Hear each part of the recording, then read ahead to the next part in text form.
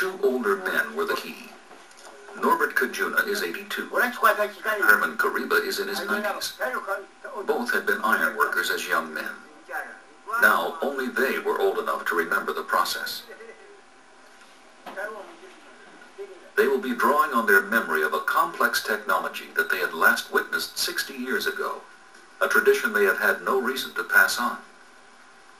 Under their direction, the villagers begin the week-long preparation for the smelt. All the raw materials for making iron will be found within a few miles of the village. This swamp, once flooded by Lake Victoria, holds one of the most important, the special clay to make the blowpipes that will conduct the air blast within the furnace.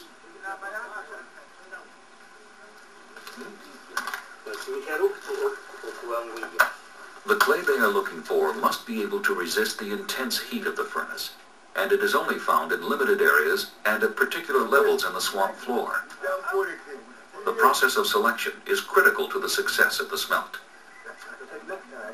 They recognize the right clay by its texture and color, and with hand and eye they make sophisticated judgments that a modern engineer would need hours of lab work to confirm. Because of his experience and his forceful personality, Kariba immediately establishes himself as the person in charge. Dig deeper, he says. This isn't the right stuff.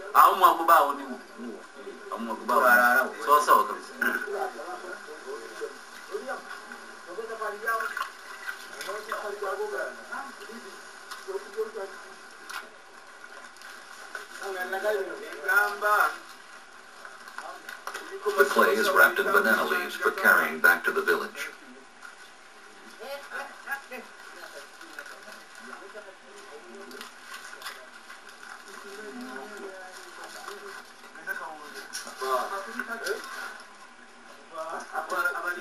The smelters prepare the clay by mixing in small pieces of old pottery to create air spaces within the material.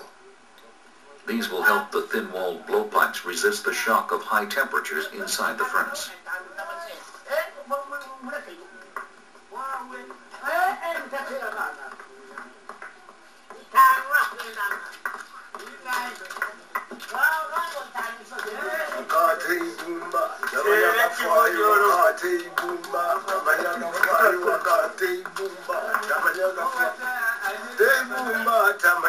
The song celebrates the smelter's ability to create the tools that make wealth and productivity.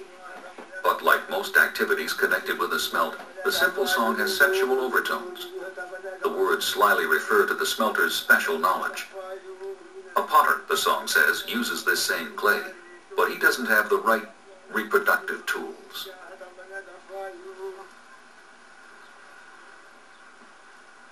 Once the blowpipe clay is prepared, it is molded to the proper length and thickness around special wooden cores lubricated with ash.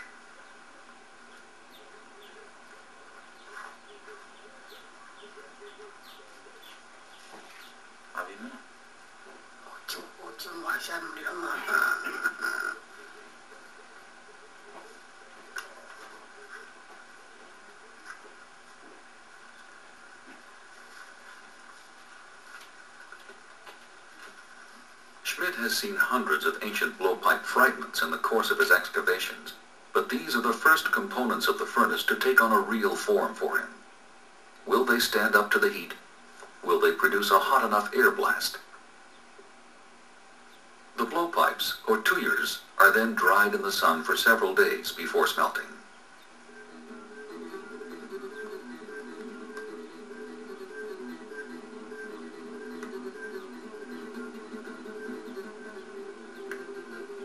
For the iron ore itself, the villagers return to pits that were last used in the 1920s. The old mines are played out, they discover, and so a new pit is dug.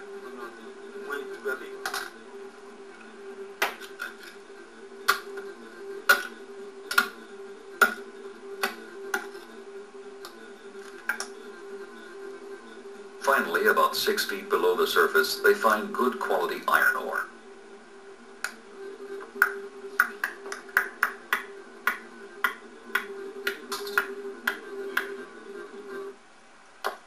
Pulverized into 2-centimeter cubes, the ore is sorted by density and color, an indication of its iron content.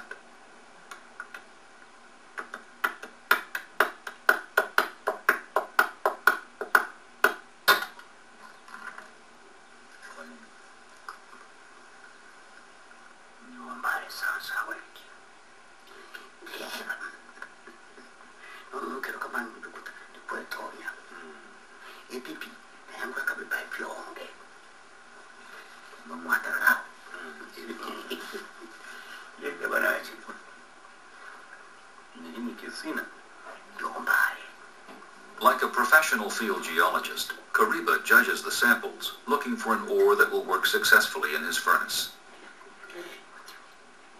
He's confident about the result of this morning's work. This ore is Cassina, the best stuff.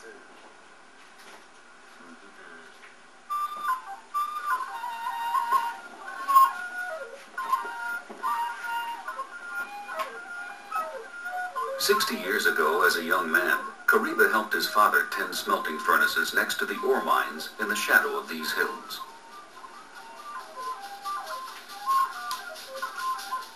Today, he will let the younger man transport the iron ore back to a clearing near his home village, where a furnace pit is being laid out according to his specifications. But Kariba is a proud man, and there are limits to his willingness to share all the secrets of the smelting tradition.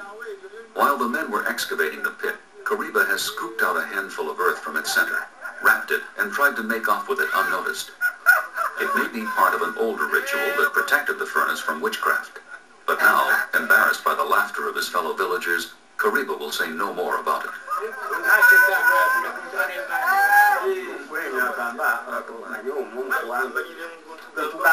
Once the basic shape of the furnace pit has been roughed out, the men discuss how they will line it, with a different kind of mud made from the earth of termite mounds. In effect, the smelters let the insects do the mining for them, bringing to the surface a material that has a high sand content. Mixed with water, it will form another special mud that will line the interior and seal the top of the furnace pit.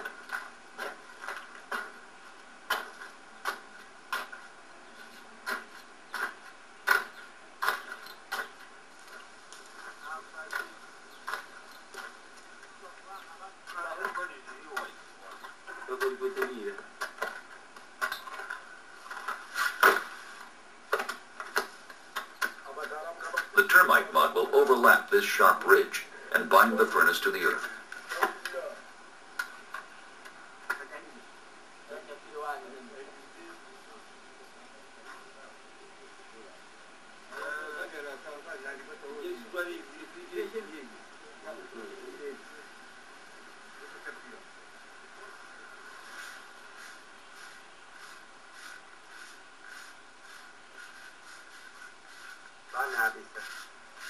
By the end of a long day, the smelters have created the base of the furnace, a smooth ceramic bowl set into the earth, a form of simple, functional beauty.